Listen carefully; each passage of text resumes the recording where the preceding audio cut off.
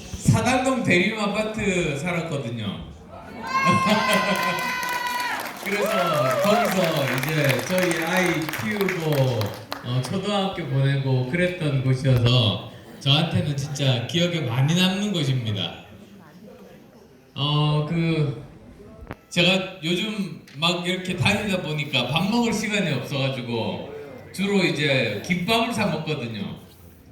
근데 그래서 아마 전국에 있는 김밥 다 사 먹은 것 같은데 어느 곳에 가니까 이제 아주머니가 불쌍해져가지고 불쌍하게 보이셨는지 귤을 하나 주시는 거예요. 오렌지를 하나 주시는 거예요. 그래서 제가 오렌지 보면서 오렌지를 먹어본 지 얼마나 오렌지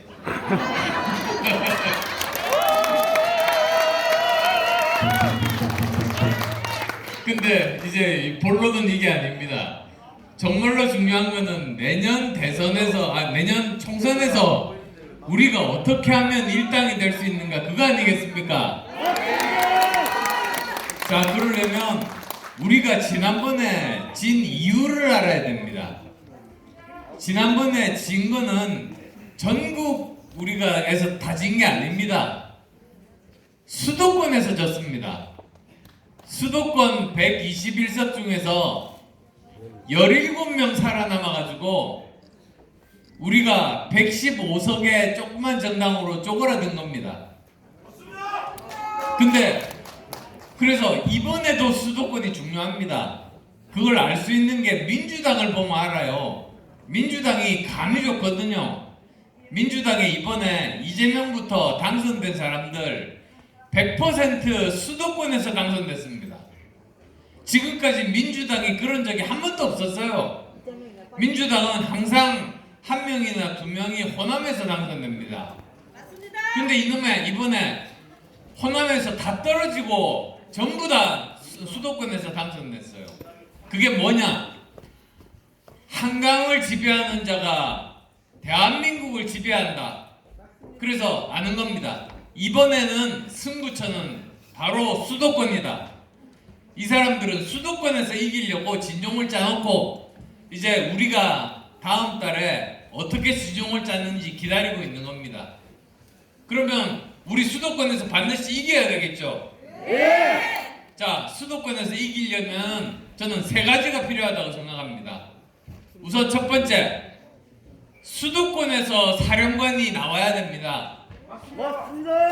왜냐하면 사실 그 지역을 잘 알아야지 그 지역에서 민심도 제대로 잘 알고 그 지역에서 선거 여러 번 치러본 사람이 어느 사람이 그 지역에 정말로 경쟁력이 있는지 또 특성이 뭔지 제대로 잘 알 수 있거든요.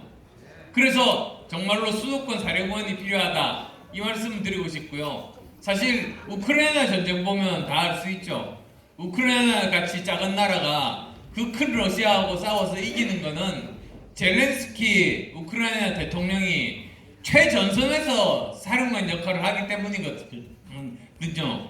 그러니까 정말로 수도권에서 사령관이 나와야 된다. 그게 이제 첫 번째고요. 두 번째로는 수도권에서 많은 중도표를 우리가 가져와야 됩니다. 2030표를 가져와야 됩니다. 근데 어떻게 가져왔느냐? 제가 물어봤어요. 중도층한테.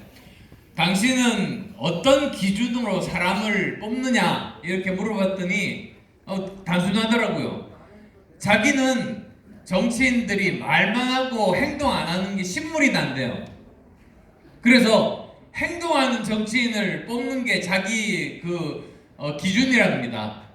그러니까 예를 들면 이런 거죠. 정말로 나라가 위기에 빠졌을 때 자기 목숨 내놓을 수 있는 사람,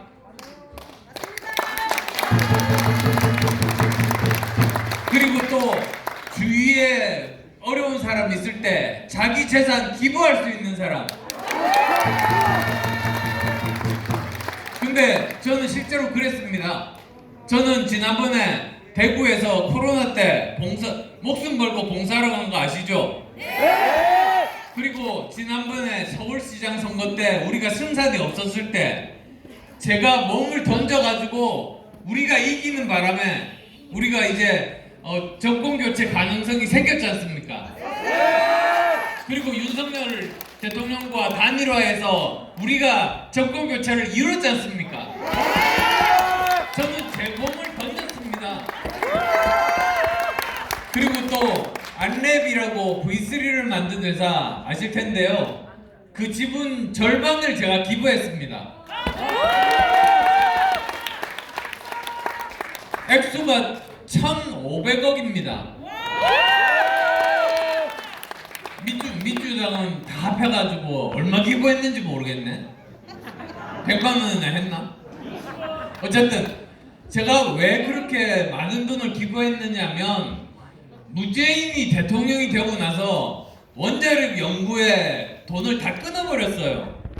그러면 우리 다 그냥 5년 후에 말라줄게요? 도저히 그렇게는 안 되겠다 싶어서 제가 그 돈 가지고 원자력 발전하는 그 연구하는데 연구비를 지원을 했습니다. 그래서 그게 계속되고 지금도 이제 우리는 경쟁력 가지고 UAE에도 수출하고 다른 나라에도 수출할 수 있는 가능성이 생긴 셈이죠. 그래서 이제 그 젊은 친구가 저한테 하는 말이 그래도 저는 목숨 걸고 봉사하고 자기 재산 절반 기부하고 이런 걸 보고 저를 지지한다고 그렇게 해서 참 고맙더라고요. 근데 거기서 보면은 증거도 이미 있습니다. 제가 수도권에서 거의 한 20%에 해당하는 고정표가 있거든요. 2030 고정표가 있거든요. 근데 그게 제가 지금까지 3번 이제 서울에서 저 노원에서 초선 재선하고 그 다음에 경기도에서 3선 했는데 제가 제일 적게 이긴 게 20% 이겼고요. 그 다음에 또 많이 이긴 건 30% 이겼습니다. 그래서 저는 정말 든든한 여기 계신 우리 국민의힘의 든든한 당원 여러분들하고 제가 그 고정표, 그 중도표를 가지고 와서 합치면 우리 다음 총선에서 반드시 이길 수 있습니다.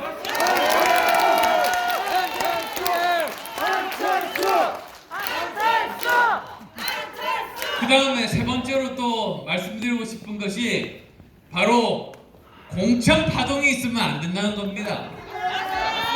공천 파동 때문에 지금까지 졌거든요.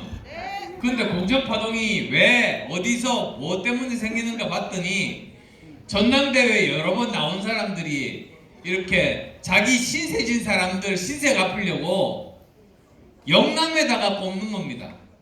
그러면 영남에서는 많이 당선되는데 결국은 거기에 실망한 수도권에서 몰살당합니다.